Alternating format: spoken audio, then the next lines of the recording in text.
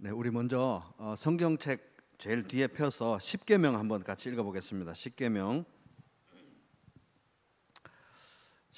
같이 읽겠습니다. 제1은 너는 나 외에는 다른 신들을 내게 두지 말라. 제2는 너를 위하여 새긴 우상을 만들지 말고 또 위로 하늘에 있는 것이나 아래로 땅에 있는 것이나 땅 아래 물 속에 있는 것에 어떤 형상도 만들지 말며 그것들에게 절하지 말며 그것들을 섬기지 말라.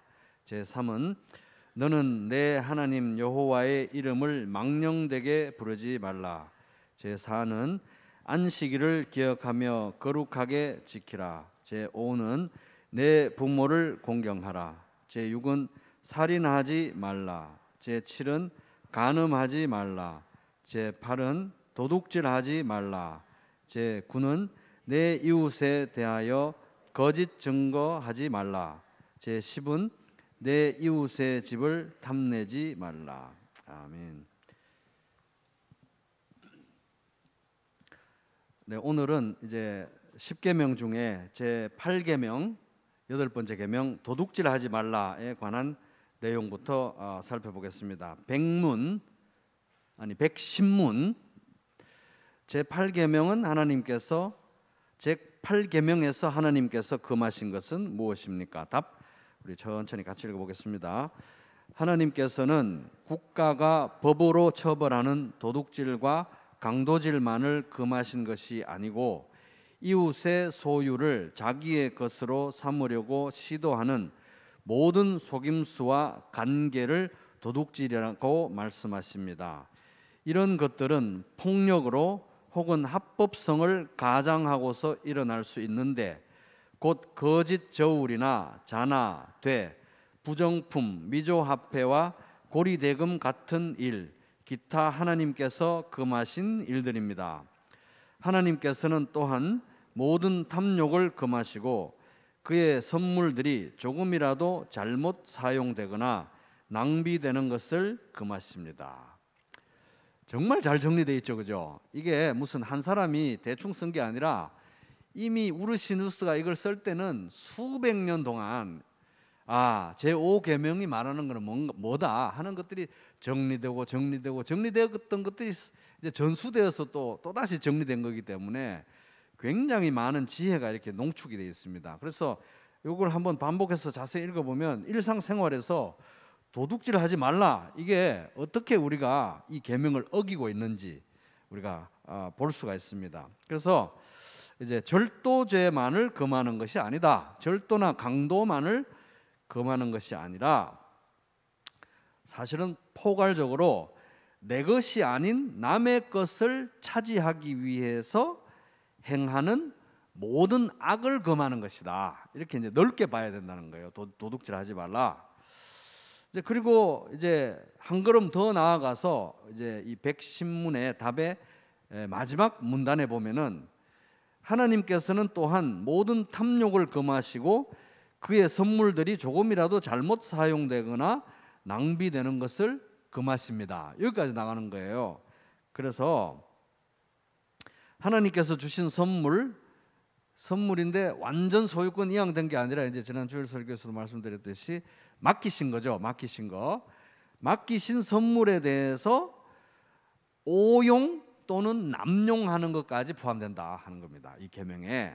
그래서 이제 제 8계명은 도둑질하지 말라 하는 이 계명은 이제 두 가지로 요약할 수 있어요. 첫째는 타인의 소유에 대해서 타인의 소유를 정당하지 않은 방법으로 취하는 것을 이제 일단 금하고 있고, 두 번째는 내 소유, 나의 소유를 정당하지 않게 사용하는 것도 도둑질하는 거다 이거예요. 나의 소유를 정당하지 않게 사용하는 거.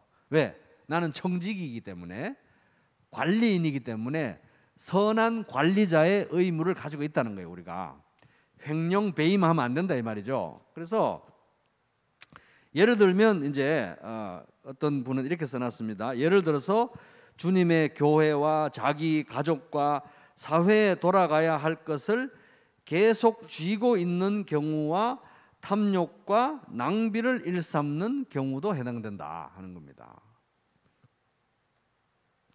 그래서 이제 이성호 교수는 이렇게 씁니다. 제8계명이 금하는 것은 우리가 누리고 있는 재물의 주인이 하나님이심을 거부하는 것, 그리고 우리가 가진 소유를 하나님의 뜻에 따라 쓰지 않고 자기 자신의 유익만을 위해서 사용하는 것 등을 포함한다.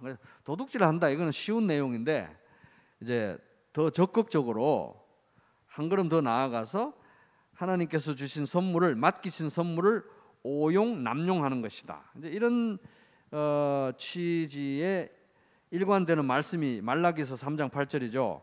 사람이 하나님의 것을 훔치면 되겠느냐? 그런데도 너희는 나의 것을 훔치고서도 우리가 주님의 무엇을 훔쳤습니까?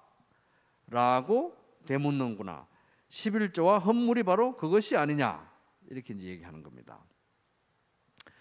자, 111문 이제 이 계명은 이제 여기 제8계명이죠. 도둑질하지 말라. 이 계명에서 하나님께서 원하시는 것은 무엇입니까? 또 자세히 더 한 걸음 더 나아갑니다. 자, 답 같이 읽어보겠습니다. 시작. 내가 할 수 있고 해도 좋을 경우에는 나의 이웃의 유익을 증진시키며 내가 남에게 대접을 받고 싶은 대로 이웃에게 행하고 더 나아가 어려운 가운데 있는 가난한 사람을 도울 수 있도록 성실하게 일해야 합니다.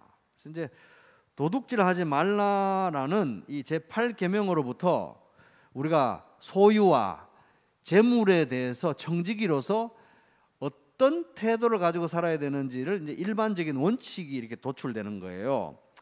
그래서 111문에 의하면은 이제 우리가 이제 그런 말 하잖아요. 돈 벌어서 남 주나? 이런 말 하는데,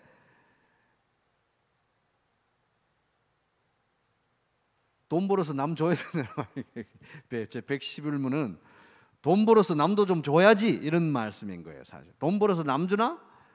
이러면서 혼자만 먹고 사는 게 아니라 돈 벌어서 남도 줘야지, 이런 취지인 거예요. 111문은. 그래서 궁극적으로서 돈 벌어서 나만 잘 먹고 사는 게 아니라 이웃에게 유익을 끼치기 위해서 돈을 번다, 이런 태도인 겁니다. 그런데 또 보면은 굉장히 예민한 그 문장이 있어요. 어떤 거냐 하면 그 첫 번째 문단에 내가 할 수 있고 또 해도 좋을 경우에는 이웃의 유익을 증진시키기 위해서 재물을 쓰거나 관리해야 된다. 그래서 할 수 있고 해도 좋을 경우에 이렇게 말하고 있는 거예요. 예민하게 말하고 있는 거예요. 섬세하게 말하고 있는 거예요. 그러니까 돈 있다고 해서 내가 이웃에게 막 본인이 원하지 않는데 본인이 자존심 상하는 방식으로 막 주고 들이밀고 이래도 되는 권리는 없다는 거예요. 내가 할 수 있고 해도 좋을 경우에 그렇게 해야 된다는 말인 겁니다. 그래서 이제 제8계명 도둑질하지 말라는 것으로부터 도출되는 재물과 소유에 대한 청지기로서의 성도의 태도는 어떤 것이어야 되느냐? 쉽게 말하면 돈은 그럼 어떻게 써야 되느냐? 돈은 그럼 어떻게 쓰고 살아야 되는 거냐?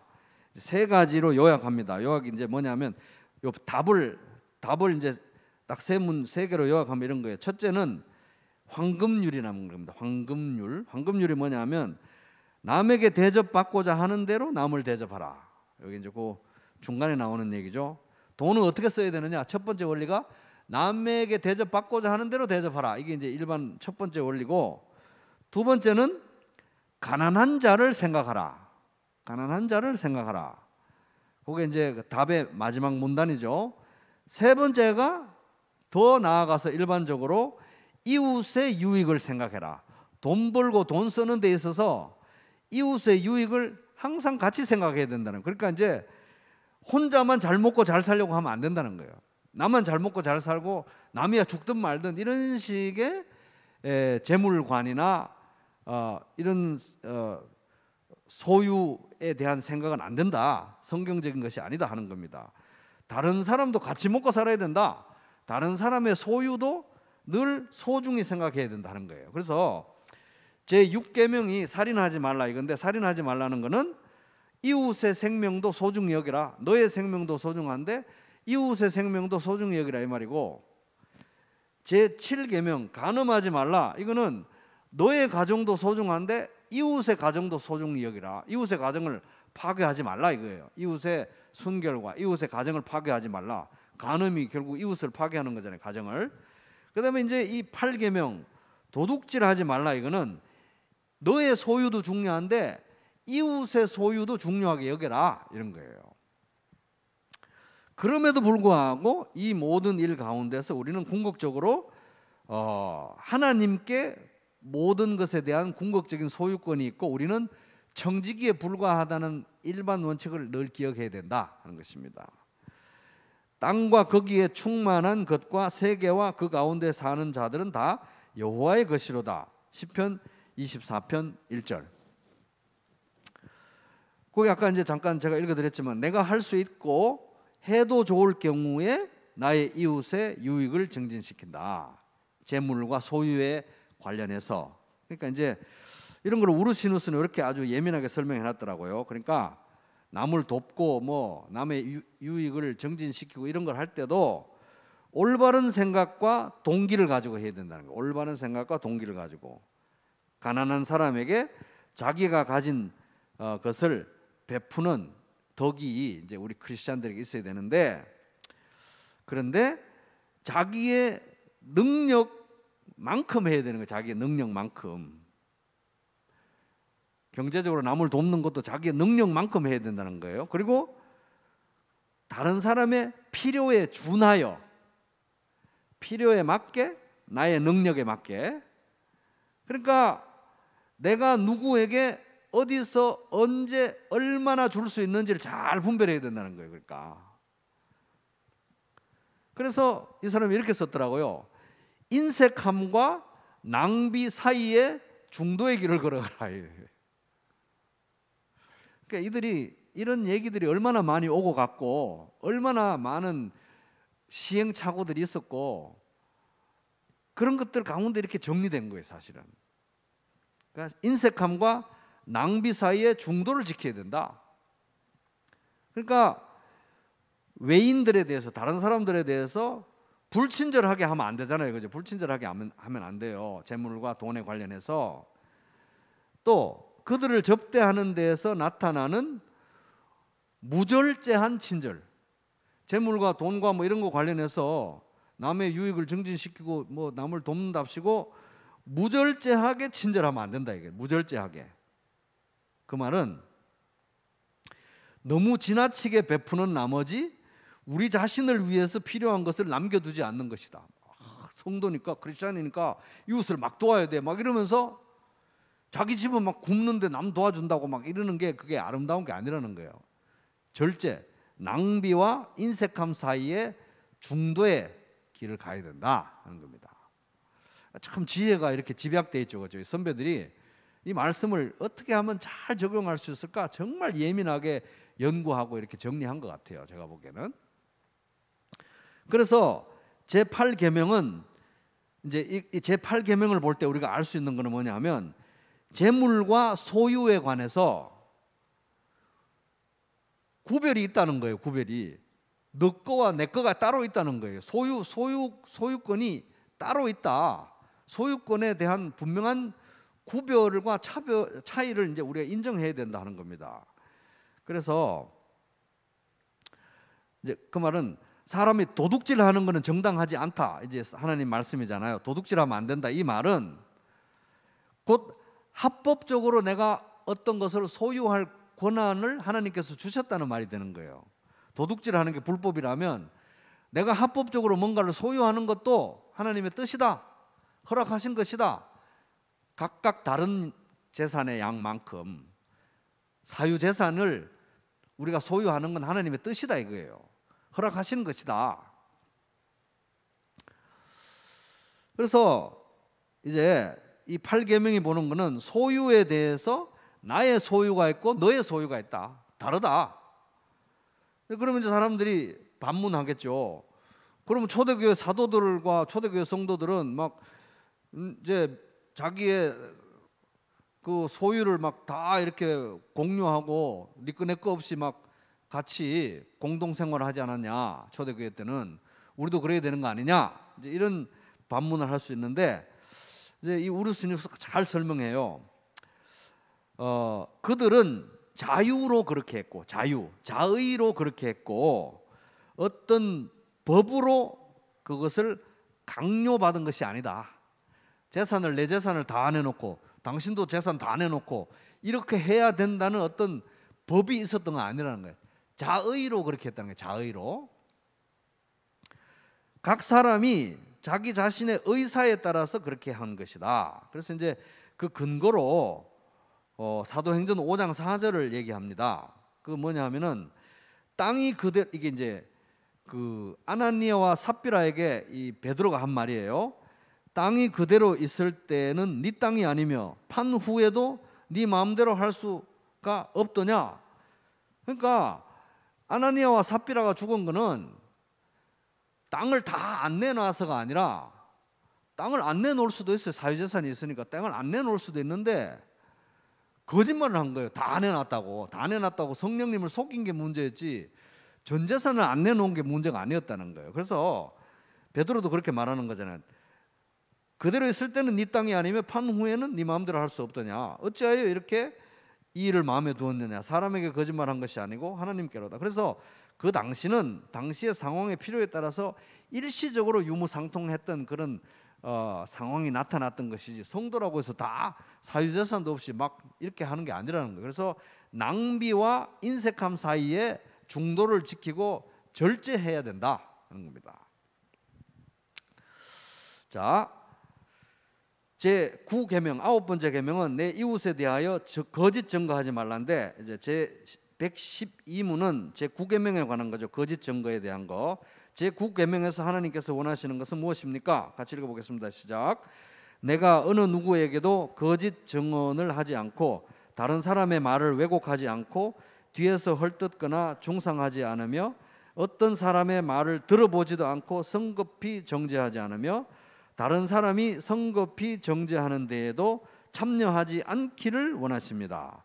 오히려 하나님의 무서운 진노를 당하지 않기 위해서 본질적으로 마귀의 일인 모든 거짓과 속이는 일을 피해야 합니다. 법정에서나 기타 다른 경우에도 나는 진리를 사랑하고 정직하게 진실을 말하고 고백해야 하며 할 수 있는 대로 이웃의 명예와 평판을 보호하고 높여야 합니다. 그래서 이제 이 제9계명 거짓 증거하지 말라, 이 계명의 가장 직접적인 그 해당 사항은 뭐냐 하면은, 이게 일반적인 거짓말에도 물론 해당이 돼요. 거짓말 하지 말라는 취지의 계명이기도 한데, 그것보다도 가장 직접적으로 해당되는 사항은 뭐냐 하면, 우리가 다른 사람에 대해서 말하는 거예요. 다른 사람에 대해서. 우리가 이웃에 대해서 말하는 게 지금 가장 직접적인 해당 사항인 것입니다. 왜냐하면 거짓 증언하지 말라, 이웃에 대해서. 그래서 이제 제9계명이 보호하고 있는 것은 뭐냐? 보호하고자 하는 것은 이웃의 명예와 평판이라는 거야. 나의 명예도 소중한데 이웃의 명예와 평판도 소중하다. 그것을 귀히 여기라. 이게 이제 그 취지라는 거예요. 그래서 제9계명 이제 뭐 거짓 증언하지 말라, 이 법률적인 상황에서 거짓 증언하지 말라, 이건 우리 다 알잖아요.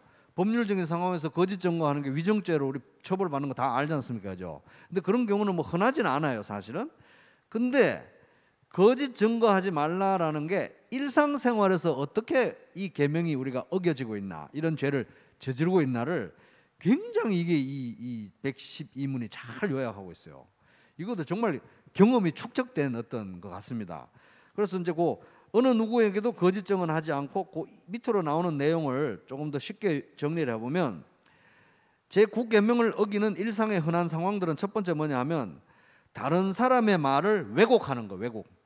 그 사람은 이렇게 말했는데 다른 사람에게 가서 이렇게 말했다고 살짝 바꿔서 왜곡하는 것도 거짓 증언에 해당한다는 거예요. 그러니까 지금 일반적으로 거짓말하는 것보다 지금 가장 직접적인 건 남에 대해서 말하는 걸 말해요. 남에 대해서. 그러니까 내 명예가 아니라 다른 사람의 명예도 소중히 여기라는 취지니까 일상에서 저지르는 이제 우리가 죄라고 할까요? 그것은 이제 첫 번째는 다른 사람의 말을 왜곡하는 거. 사실 참 많이 벌어지잖아요, 그죠? 둘째는 뭐냐 하면 뒤에서 험담하는 거. 뒤에서 험담하는. 그러니까 그 사람이 있으면 할 수 없는 말을 하는 게 이제 험담인 거예요. 뭐가 험담이냐? 그 사람이 있으면 할 수 없는 말. 그게 험담인 거예요. 험담하는 거. 셋째, 당사자의 말을 듣지 않고 판단하는 거. 뭐가 의심스럽거나 문제가 되면 직접 물어봐야 되는데 물어보지도 않고 내 마음대로 재단해서 말하고 판단하고 정죄하는 거. 그 다음에 네 번째가 뭐냐 하면 그렇게 성급하게 다른 사람을 판단하고 정죄하는 일에 내가 가담하는 거. 그래 나도 그런 느낌 들었었어. 맞아, 그 말 맞는가 봐. 이렇게 가담하는 거 있잖아요. 그 네 가지를 얘기하는 거예요. 그 다음에 추가적으로 일반적인 거짓말도 여기에 해당된다. 그래서 이제 거기 보면 중간쯤 되면은 본질적으로 마귀의 일인 모든 거짓과 속이는 일. 거짓말은, 속이는 일은 기본적으로 이게 마귀의 핵심적인 특징이다 하는 겁니다. 그래서 너희는 너희 아비 마귀에서 났으니 너희 아비의 욕심대로 너희도 행하고자 하느니라. 그는 처음부터 살인한 자요 진리가 그 속에 없으므로 진리에 서지 못하고 거짓을 말할 때마다 제 것으로 말하나니 이는 그가 거짓말쟁이요 거짓의 아비가 되었습니다. 요한복음 8장 44절. 그래서 이 거짓말은 너무너무 쉬운 죄죠. 제일 편리한 죄죠. 말만 하면 되니까. 말만 하면 되는데 가장 마귀의 특징에 걸맞는 죄라는 것입니다. 왜냐하면 마귀가 거짓의 아비이기 때문에. 그래서 인류의 비극은 왜 마귀가 거짓의 아비냐? 인류의 비극 자체가 마귀의 거짓말에서 시작됐어요. 그러니까 선악과 먹으면 죽는다 그래 안 죽어. 선악과 먹어도 안 죽어. 그리고 선악과 먹으면 아마 하나님 같이 될 거야. 선악과 먹으면 하나님 같이 될 거라는 걸 하나님이 알고 의식했기 때문에 선악과 먹지 말라고 한 거야. 이게 다 거짓말이었어요. 근데 그 거짓말을 믿고 인류가 타락했죠. 그래서 인간은 하나님의 사랑과 진리의 말씀을 버리고 거짓을 택하면서, 마귀의 거짓을 택하면서 타락하기 시작했는데, 그래서 이게 원래부터 거짓은 마귀의 일이고 인류의 이 어떤 타락이라는 무서운 진노와 심판을 초래했다. 그래서 이제 이성호라는 신학자가 사람들이 왜 이렇게 거짓말을 쉽게 하느냐, 섬뜩한 관찰을 내놓습니다. 사람들이 거짓말을 쉽게 하는 이유는 하나님에 대한 두려움이 없기 때문에, 하나님에 대한 두려움이 없기 때문에 거짓말을 이렇게 쉽게 한다 하는 겁니다. 왜냐하면 이게 거짓말인지 아닌지는 대부분의 경우 하나님만 알거든요. 그래서 그런데 중요한 거는 하나님은 거짓말을 너무 싫어하신다. 어느 정도로 10계명에다가 딱 율법을 10문장으로 요약하는데 거기다가 딱 넣어놓을 정도로 거짓말을 싫어하세요. 그래서 이렇게 말합니다. 이성호라는 신학자가, 사실 참 명문장이라 제가 그대로 옮기겠습니다. 사실 거짓말을 해도 당장 큰 손해가 일어나지 않습니다. 오히려 거짓말은 자신이 곤란한 상황에 처했을 때 벗어나도록 하는 좋은 수단입니다. 그리고 미워하는 사람에게 손쉽게 해악을 가할 수 있는 아주 유용한 수단입니다. 진짜 맞죠? 하지만 성경은 거짓에 대해서 하나님의 무시무시한 심판이 있다는 것을 분명히 가르칩니다. 만약 우리가 거짓을 즐겨한다면, 이게 마지막 문장이 앞권이에요. 만약 우리가 거짓을 즐겨한다면 스스로 마귀의 자녀라는 것을 증거하는 것입니다. 충격적이죠. 그래서 거짓말은 너무너무 쉬운 죄인데 거짓말을 할 때 내가 마귀의 자녀라는 것을 증거한다 하는 겁니다. 그래서 이제 성도의 삶의 특징이 뭐냐 하면 거짓을 버리고 진리를 끌어안는 거예요. 그런즉 거짓을 버리고 각각 그 이웃과 더불어 참된 것을 말하라. 이는 우리가 서로 지체됨이라. 에베소서 4장 25절. 성도의 특징은 거짓을 내려놓고 진리를 끌어안는 거. 그래서 성도의 삶은 한 걸음 더 나아가서 진리를 증거하기 위해서 모든 억울한 것들을, 모든 악한 말을 기쁨으로 감수하는 게 오히려 성도의 삶이라는 거예요. 성도가 앞장서서 거짓말하면 되는 게 아니라, 그런 차원이 아니라, 그러니까 성도가 앞장서서 거짓말하고 거짓말하지 말아야 되면 이런 정도가 아니라, 성도는 진리를 지키기 위해서 모든 악한 말을 기쁨으로 감수하는 삶, 이게 이제 성도의 삶이다. 나로 말미암아 너희를 욕하고 박해하고 거짓으로 너희를 거슬러 모든 악한 말을 할 때는 너희에게 복이 있나니. 마태복음 5장 11절. 그래서 이제 이렇게 요약합니다. 그리스도인은 진리를 사랑하는 사람입니다. 진리를 사랑하기 때문에 그리스도인은 진실을 말하고 고백해야 합니다. 이것은 복음 전도에 있어서도 대단히 중요합니다. 만약 우리가 평소에 거짓말을 하는 경향을 보인다면, 그리고 이웃이 그것을 안다면 어떤 결과가 벌어질까요? 그래서 거짓말이 너무너무 쉬운 죄인데, 편리한데, 거짓말을 하고 하는 것이 만약에 이웃에게 일반적인 나의 경향으로 드러났다면 복음은 절대 전할 수 없는 거죠. 왜? 그 사람이 말한 건 거짓말이니까요. 치명적인 결과인 것입니다. 그래서 이제 여기 보면 이제 아까 단순히 거짓말하는 게 아니라 이 거짓 증거하지 말라는 이 계명의 가장 직접적인 어떤 내용은 이웃에 대해서 말하는 거잖아요. 이웃에 대해서 우리가 함부로 말하는 건데, 그 중에 이제 남의 말을 왜곡하는 거, 뒤에서 험담하는 거, 당사자의 말을 들어보지도 않고 성급히 판단하는 거, 그 일에 가담하는 거, 이런 것들인데, 그런 거를 보면 요즘 뭐 인터넷 한번 보세요. 얼마나 이 악성 댓글이 달리고 사람을 생매장시키고 들어보지도 않고 욕하고 막 이래가지고 한쪽 말만 듣고 욕하고 막 이런 게 인터넷에 아주 그냥, 야, 이래다 되나 싶을 정도로 이게 인터넷이 도배가 되어 있습니다.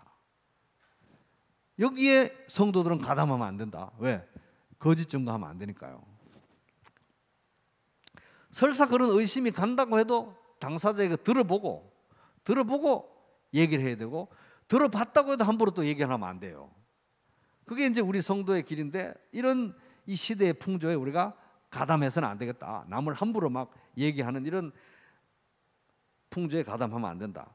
그러나 두려워하는 자들과 믿지 아니하는 자들과 흉악한 자들과 살인자들과 음행하는 자들과 점술가들과 우상숭배하는 자들과 거짓말하는 모든 자들은 불과 유황으로 타는 못에 던져지리니 이것이 둘째 사망이라. 요한계시록 21장 8절. 그래서 이제 이걸 생각해 봐야 돼요. 내가 만약에 상습적으로 거짓말을 하고 있고 상습적으로 거짓말을 하는데도 내가 그 거짓말에 대해서 아무런 죄책감도 느끼지 않고 있다면 나의 신앙은 심각하게 병들었거나 아니면 나의 신앙 자체가 거짓일 가능성이 농후하다 하는 것입니다. 그래서 거짓말이 얼마나 두려운지 이제 우리가 이 제 9계명을 통해서 봐야 되는 것입니다. 그래서 이 10계명을 제가 이렇게 묵상하면 할수록, 야, 우리가 내 입맛에 맞는, 내가 생각하기에 이게 참된 신앙이라고 생각하는 내 입맛에 맞는 방향으로 신앙생활을 하는 게 참 많았구나.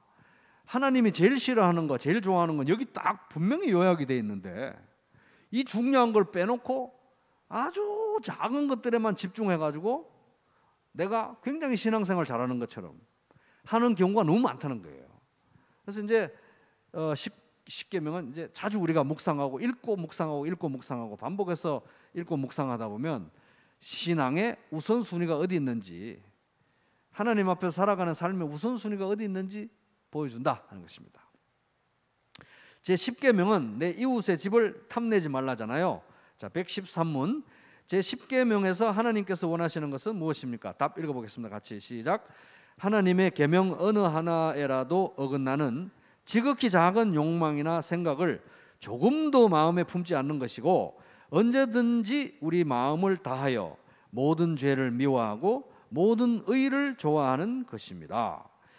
그래서 이제 이 방금 읽은 이 113문을 보면 제 10계명 내 이웃의 집을 탐내지 말라는 건데, 답의 내용을 보잖아요. 엄청나게 넓게 적용하고 있죠. 그렇게 넓게 적용하는 근거를 한번 생각해 보겠습니다. 뭐냐면 얼핏 보잖아요. 얼핏 보면 제 10계명은 앞에 거하고 좀 겹치는 것 같아요. 예를 들면 간음하지 말라 이거하고도 약간 겹치는 것 같죠. 왜냐하면 그 뒤에 보면 내 이웃의 아내도 탐내지 말고 이런 내용이 붙어져 있기 때문에. 그리고 또 도둑질하지 말라 이거하고도 약간 겹치는 것 같아요. 그런데 십계명은 굉장히 독특하고 특별한 계명입니다. 왜냐하면은 십계명 내 이웃의 집을 뭐 하지 말라고요? 탐내지 말라. 탐심. 탐하는 무엇에 대해서? 탐하는 마음에 대해서 말하고 있어요. 그러니까 그 앞에 계명들은 대부분 행위에 초점이 있는데 십계명은 마음에 초점, 마음에 내면에 초점을 두고 있는 거예요. 그래서 굉장히 놀랍다 하는 겁니다. 그러니까 생각해 보면 마음에 대해서 명령을 내리고 법을 정할 수 있는 분은 하나님밖에 없어요. 왜냐하면 마음을 들여다볼 수 있는 분도 하나님이고 그 마음을 잘못 썼다고 심판할 수 있는 분도 하나님밖에 없잖아요. 그죠? 마음에 대해서. 그래서 이게 진짜 하나님만 주실 수 있는 계명이다. 하나님만 우리 중심을 보실 수 있는 분이고 중심을 실제로 보시는 분이기 때문에. 그래서 여기서 이제 탐심의 대상은 굉장히 넓게 봐야 되는 거예요. 탐심의 대상은 내 것이 아닌 모든 것, 내 것이 아닌 모든 것, 이웃에게 속한 내 것이 아닌 모든 거다. 그래서 이제 예수님이 이렇게 말씀하셨습니다. 나는 너희에게 이르노니 음욕을 품고 여자를 보는 자마다, 이성을 보는 자마다 마음에 이미 간음하였느니라. 마태복음 5장 28절. 그러니까 예수님은 굉장히 내면적으로 율법을 해석해서 산상수훈에서 말씀하셨는데, 예수님이 이렇게 내면의 어떤 율법의 내면적인 이 부분을 강조하신 그 정당한 근거가 어디 있느냐? 이미 십계명에 나와 있는 거예요. 내 이웃의 집을 탐내지 말라. 마음에 관한 계명이 이미 있었던 거예요. 그러니까 예수님의 산상수훈은 율법에 대한 정당한 해석이었고, 예수님이 이러한 말씀은 이미 구약에 근거가 있었다 하는 걸 우리가 볼 수 있는 겁니다. 그래서 제10계명의 궁극적인 의미는 그 마지막 부분이죠. 답의 마지막 부분. 언제든지 우리 마음을 다하여 모든 죄를 미워하고 모든 의를 좋아하는 것입니다. 여기까지 나아가는 게 이제 제10계명의 근본 취지다. 마음을 다루고 있기 때문에. 자, 114문 같이 읽어보겠습니다. 문제 시작. 그런데 하나님께 돌아온 사람이 이 계명들을 완전히 지킬 수 있습니까? 답, 아닙니다. 가장 거룩한 사람이라도 이 세상에 살 동안에는 이러한 순종을 겨우 시작했을 뿐입니다. 그러나 그들은 굳은 결심으로 하나님의 일부 계명만이 아니라 모든 계명을 따라 살기 시작합니다. 참, 지금까지 들은 이 십계명을 보다 보니까 굉장히 피곤해졌잖아요. 야, 나는 도대체 뭔가 이 삶을 어떻게 살고 있었나 이러는데 114문은 참 위안을 줍니다. 이런 계명을 제대로 온전히 지키는 사람이 있습니까? 없습니다. 제일 거룩한 사람이라도 겨우 시작만 했을 뿐입니다. 시작만 했을 뿐입니다. 자, 115문 질문 읽어보겠습니다. 시작. 이 세상에서는 아무도 십계명을 완전히 지킬 수 없는데 하나님께서는 왜 그렇게 엄격히 십계명을 설교하게 하십니까? 십계명을 왜 이렇게 우리가 맨날 암기하고 암송하고 설교하고 생각하고 묵상해야 되느냐? 답 읽어보겠습니다. 시작. 첫째, 평생 동안 우리의 죄악된 본성을 더욱더 알게 되고 그리하여 그리스도 안에서 사죄와 의로움을 더욱더 간절히 추구하도록 하기 위함입니다. 둘째, 이 세상의 삶을 마치고 목적지인 완전에 이를 때까지 하나님의 형상으로 더욱더 변화되기를 끊임없이 노력하고 하나님께 성령의 은혜를 구하기 위함입니다. 야, 이거는 진짜 명문장입니다. 이거는 정말 이런 명문장이 어떻게 진짜 너무 명문장이죠. 그래서 그럼 왜 자꾸 십계명을 다 지키지도 못하는데 왜 설교해야 되고 우리가 묵상해야 되느냐? 우리가 얼마나 죄악된 본성을 가지고 있는지 더 깊이 알아야 되고, 그죠? 이런 십계명을 우리가 모르고 있다면은 그 성도가 그 담배 피우면 돼요? 담배 피우자는 얘기가 아니고 담배 피우고 안 피우는 거 가지고 그게 꽂혀가지고 담배만 난 안 피우니까 정말 훌륭한 성도다. 저 사람은 담배 피우니까 아주 나쁜 성도다. 이렇게 될 수가 있다는 거예요. 예를 들어서 담배 피우자는 말 아닙니다. 그런데 이걸 보면은 이걸 보면은 십계명을 보면은 정말 큰 죄가 무엇인지, 내가 어떤 죄를 저지르고 사는지 확 보이는 거예요. 진짜 중요한 게 뭔지, 정말 하나님이 싫어하는 게 뭔지 보이는 거예요. 그래서 이 십계명을 보고 남 얘기하기 전에, 남 탓하기 전에 내가 얼마나 죄인인지 알고, 그러면서 더 절박하게, 매일매일 더 절박하게 그리스도 안에서 우리가 얻게 된 용서, 그리스도 안에서 얻게 된 이 용서에 우리가 집중하고 그것을 붙들고, 또 그리스도 안에서 얻게 된 의로움에 집중한다. 그래서 내 존재의 정당성을, 내 자신의 죄성을 인정하고 나를 부인하고 그리스도 안에서 얻게 된 용서와 의로움에 내 존재의 정당성을 둔다. 하루하루 살아가는 존재의 정당성을 둔다. 실패하고 넘어지고 또 돌아와서 자꾸 그리스도 안에 있는 용서와 의로움을 붙들 수 있도록 해주는 게 바로 이 십계명이다 하는 거예요. 그리고 이제 그 두 번째 문단의 마지막 부분, 끊임없이 성령을 의지하게 한다. 왜? 우리 힘으로는 안 되니까요. 우리 힘으로는 하나님 말씀 못 지키니까 끊임없이 성령님 또 안 되는 거예요, 도와주세요, 이렇게 성령님을 끊임없이 의지하게 하도록 이 십계명이 우리를 지도한다 하는 것입니다. 그런데 그게 마지막 부분에 보면은, 둘째 보면은 그 목적지인 완전에 이를 때까지 이렇게 돼 있잖아요. 근데 요건 이제 우리가 오해 소지가 있어요. 뭐 이렇게 예수님이 오시고 우리가 천국에 가고, 뭐 아니면 죽어서 천국에 가거나 이렇게 하면 우리가 갑자기 뭐 완전하게 되는 것처럼 이렇게 생각하시면 안 됩니다. 이거는 우리가 부활의 몸을 입어서 예수님과 같이 영광의 몸을 입게 된다, 예수님을 있는 그대로 보게 되는 영광의 몸을 입게 된다는 것이지, 전지전능한 예수님과 동급의 신이 된다는 말이 아니에요.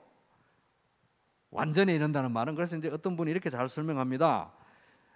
이제 우리가 이 완전히 이르게 된다는 것은, 이 빌립보서 먼저 읽을게요. 그는 만물을 자기에게 복종하실 수 있는 자의 역사로 우리의 낮은 몸을 자기 영광의 몸의 형체와 같이 변하게 하시리라. 이걸 말하는 거예요. 영광의 빌립보서 3장 21절. 그리고 그 완전히 이른다는 의미는 죄가 없고 오류와 잘못이 없고 약함과 불완전이 없고 성령으로 충만하고 부활의 몸, 썩지 않는 영광의 몸으로 주님을 만나게 된다는 것을 의미하는 겁니다. 그렇다고 해서 우리가 그리스도와 동급인 전지전능한 신이 된다는 말이 아니다. 왜? 신은 오직 삼위일체 하나님 한 분밖에 없기 때문에. 그죠? 그래서 우리는 이제 이 땅의 죄악을 벗지만, 주님을 있는 그대로 보고 영광의 몸을 입지만 영원히 하나님을 의존해야 되는 하나님의 피조물이다. 신적 존재이지만 하나님의 피조물로 영원히 살아갈 것이다. 영원히 더욱더 하나님을 의존해야 되는 그런 거는 이제 염두에 두시기 바랍니다. 자, 오늘은 여기까지 하겠습니다.